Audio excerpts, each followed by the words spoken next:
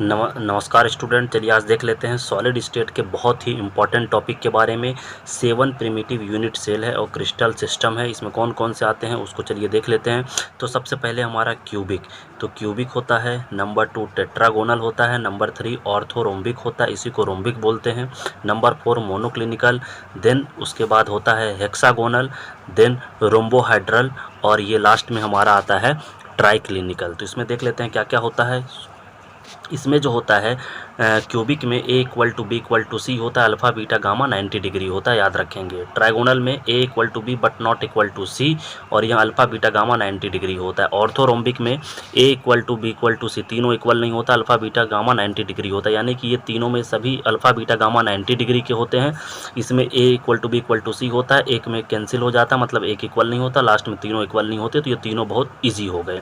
उसके बाद मोनोक्लिनिकल में A = B = not equal to C, यानी कि तीनों इक्वल नहीं होता, अल्फ़ा बीटा गामा यानी कि अल्फ़ा और गामा 90 डिग्री होता है, बीटा = 90 डिग्री नहीं होता। देन हेक्सागोनल होता है, इसमें A = B but not equal to C, यहाँ अल्फ़ा और बीटा 90 डिग्री, देन गामा और इज इक्वल टू 120 डिग्री।